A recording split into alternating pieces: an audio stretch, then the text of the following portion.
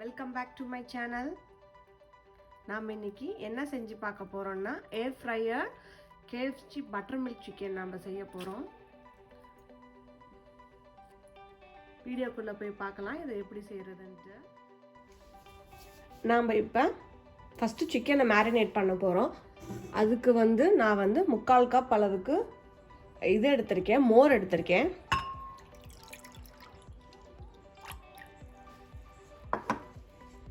அது கூட 1 table spoon அளவுக்கு ஹாட் சாஸ்.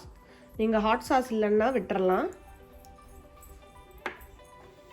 தேவையான அளவு red chilli powder. Red chilli powder நான் 1 டீஸ்பூன் அளவுக்கு எடுத்திருக்கேன். 1/2 டீஸ்பூன் அளவுக்கு உப்பு. இது எல்லாத்தையும் நல்லா ஒரு தடவை நல்லா மிக்ஸ் பண்ணி விட்டுக்கோங்க. ஸ்பூன் அளவுக்கு கார்லிக் பவுடர். கார்லிக் பவுடர் இல்லைன்னா நீங்கள் நல்லா பூண்டை நல்லா பொடியாக நறுக்கி சேர்த்துக்கலாம், இல்லைன்னா மிக்சியில் போட்டு அரைச்சியும் சேர்த்துக்கலாம். இதெல்லாம் நல்லா ஒரு தடவை மிக்ஸ் பண்ண அப்புறம் நான் சிக்கன் பீசஸ் நான் எலும்பில்லாத டெண்டர் பீசஸாக வாங்கிட்டு வந்து வச்சுருக்கேன், போன்லெஸ் சிக்கனாக. நான் இன்றைக்கி 1/2 கிலோ அளவுக்கு சிக்கன் இதில் ஊற வைக்க போகிறேன்.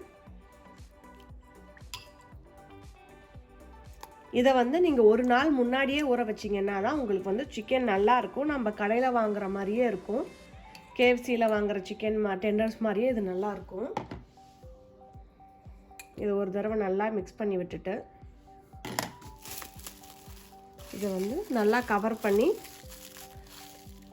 நாம் இதை ஒரு நாள், அதாவது 24 மணி நேரம் நாம் இதை ஃப்ரிட்ஜில் ஸ்டோர் பண்ண போகிறோம்.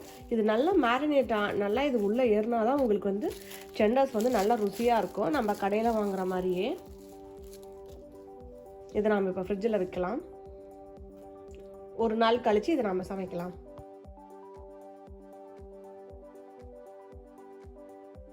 இந்த மாதிரி கொஞ்சம் அகலமான கிளாஸ் பவுல் எடுத்துக்கோங்க. 1 கப் அளவுக்கு மைதா மாவு, 1/4 கப் அளவுக்கு கார்ன்ஃப்ளவர். நீங்கள் கார்ன்ஃப்ளவர் வேணும்னா மைதா மாவே இன்னும் கொஞ்சம் சேர்த்து ஆட் பண்ணிக்கோங்க. 1 டீஸ்பூன் அளவுக்கு சால்ட், 1 டீஸ்பூன் அளவுக்கு கார்லிக் பவுடர். நீங்கள் கார்லிக் பவுடர் இல்லைன்னா பூண்டை நல்லா மிக்சியில் கிரைண்ட் பண்ணி சேர்த்துக்கலாம். 1 ஸ்பூன் அளவுக்கு பாப்ரிக்கா அல்லது ரெட் சில்லி பவுடர்.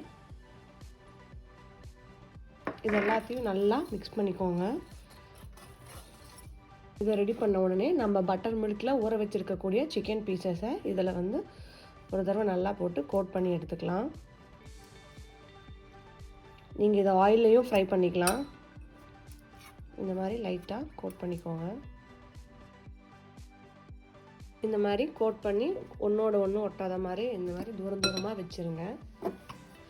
இப்போ இதில் லைட்டாக ஆயில் ஸ்ப்ரே. நீங்கள் ஆயில் ஸ்ப்ரேயர் இல்லைன்னா ப்ரஷ்லேயும் அடிச்சிக்கலாம்.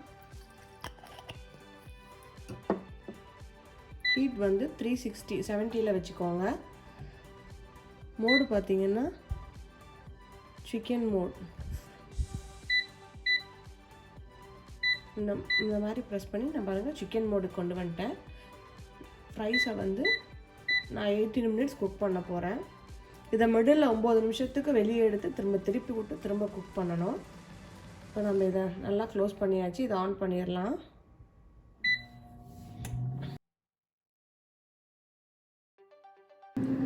பார்த்தீங்கன்னா சிக்கன் ரெடி ஆயிடுச்சு. இப்போ நம்ம ஓப்பன் பண்ணலாம்.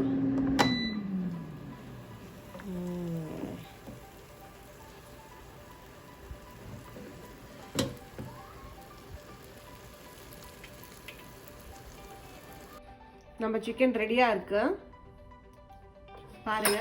பார்க்கவே ரொம்ப நல்லா ஜூஸியாக வந்திருக்கு.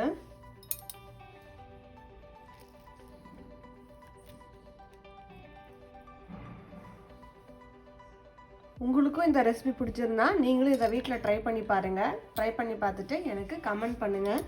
என் சேனலை சப்ஸ்கிரைப் பண்ணாதவங்க சப்ஸ்கிரைப் பண்ணுங்கள். பான் அப்பிடைட்.